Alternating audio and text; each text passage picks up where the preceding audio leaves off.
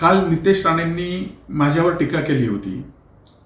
काल काही पत्रकार माझ्याकडे आले होते आणि त्या टीकेला उत्तर मागत होते. परंतु मी म्हटलं की एक दोन दिवस थांबूया, कारण निलेश राणे जे टीका करतायत ते त्यांच्या टीकेवर ठाम नसतात.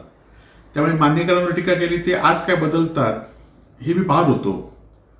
मातू मानेकर हे भारतीय जनता पार्टीचे कार्यकर्ते आहेत. लोकसभा आणि विधानसभा निवडणुकीमध्ये त्यांनी जसं विजय केंद्रवडेकरांनी निलेश राणेंबरोबर काम केलं होतं, तसंच मातू मानेकरांनी निलेश राणेंबरोबर काम केल्याचे फोटो पुरावे माझ्याकडे या मोबाईलमध्ये आहेत.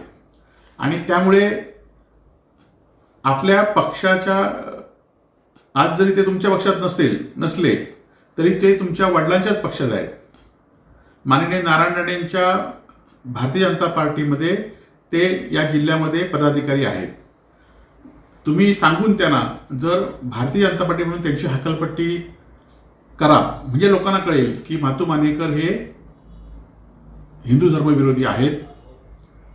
त्याचबरोबर आपण बघितलं असाल की निवडणुकीत ह्या लोकांनी सगळ्यांचा वापर केला आणि आज कालच्या व्हिडिओमध्ये आम्ही बघितलं होतं की त्यांच्यावर ठेकेदारीमुळे त्यांचे आरोप केले होते. ठेकेदारीमुळे त्या म्हाताऱ्याला घरी बसवावं असं सांगितलं होतं.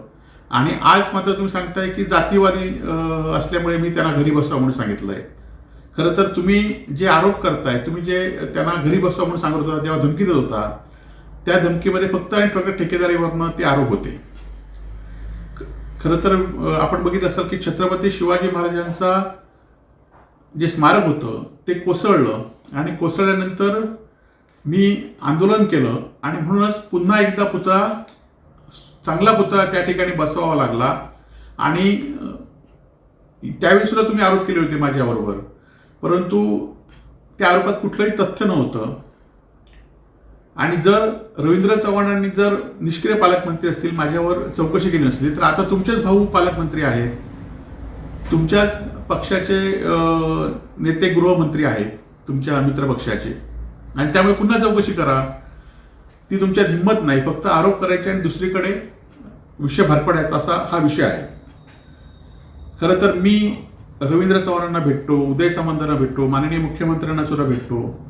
मी जिल्ह्यातील अनेक भारतीय जनता पार्टी आणि शिवसेनेचे अनेक नेते कार्यकर्ते यांच्या हे माझे संपर्कात असतात, मी त्यांच्या संपर्कात असतो. परंतु माझ्या पक्षाची भूमिका आणि माझी भूमिका ही माझी ठाम असते, हे लोकांनी बघितलेलं आहे. परंतु मी भेटतो ते तुम्हाला का पोटात दुखतंय? आपल्याला माहिती असेल की आपण उद्धवजींना भेटायचं असेल तर माझी काही गरज नाही, तुम्ही उद्धवजींना भेटा. त्यांचे पी आहेत, त्यांच्याकडनं मी पाहिजे तर त्यांच्याशी संपर्क साधून तुमची भेट घालून देईल. आणि त्यांना भेटा आणि त्यांना सांगा वस्तुस्थिती काय असेल ती. परंतु मी भेटतो म्हणून तुमच्या पोटात दुखण्याचं काही कारण नाही आहे.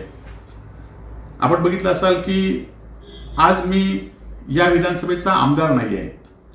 माझा पराभव 8,000 मतांनी झालेला आहे, हे पण मी स्वीकारलेलं आहे. आणि खरं तर हा पराभव आर्थिकदृष्ट्या झाला आहे हे पण लोकांना माहिती आहे. आणि रवींद्र चव्हाणांमुळेच तुम्ही विजयी झाला हे पण तुम्ही नाकारू शकत नाही आहे. परंतु मी आमदार नाही. आता तुम्ही आमदार आहात तर तुम्ही या जिल्ह्यातील प्रश्न या मतदारसंघातील प्रश्न सोडवले पाहिजेत. माझ्यावर आरोप करण्यापेक्षा आज आपण बघितलं असेल की मच्छीमारांना एलईडीने धुमाकूळ घातलाय, मच्छीमारांमध्ये दुष्काळ पडलाय. आज जलजीवन मिशनची कामं एकही काम या मतदारसंघामध्ये जी आम्ही सुरू केली होती, एकही काम पूर्ण झाले नाही, ही वस्तुस्थिती आहे. आज शासकीय मेडिकल कॉलेज सुरू केलंय, त्या मेडिकल कॉलेजमध्ये डॉक्टर नाही आहेत. याउलट तुमचे जे शेजारचे असतात, पीए असतात, ते त्या ठिकाणी टेम्पररी कर्मचारी नेमण्यासाठी पैसे घेतात. ह्याचे पुरावे माझ्याकडे आहेत, काही दिवसात मी ते देईन.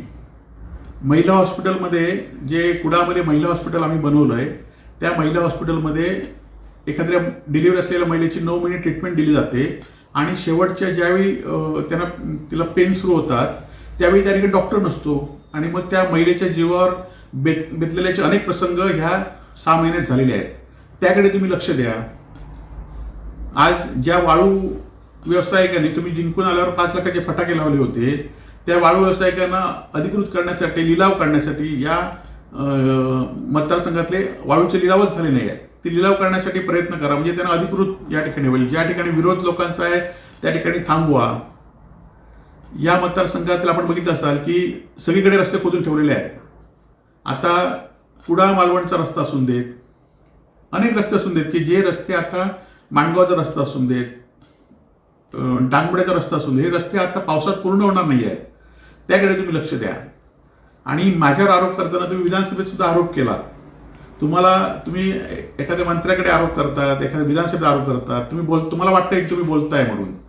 लोक तुम्हाला कोणी सिरियस घेत नाहीत. फक्त माजी मुख्यमंत्री असलेल्या नारायण राणेंचे तुम्ही चिरंजीव असल्यामुळे तुम्हाला कोण बोलत नाहीत, परंतु लोक तुम्हाला सिरियस घेत नाहीत हे वर्षभरात कळलेलं आहे.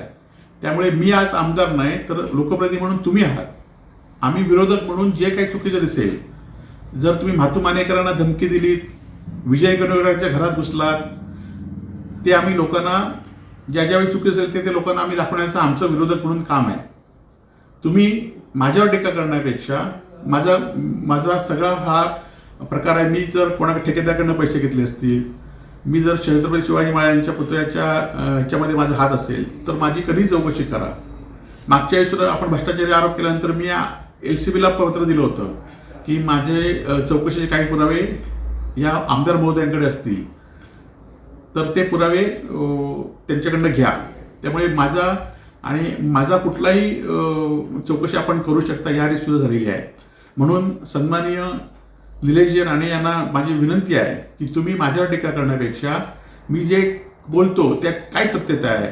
तुम्ही म्हातू मानेकर जे तुमच्या प्रचारात सक्रिय होते आणि 25 वर्ष ते विरोधक आहेत.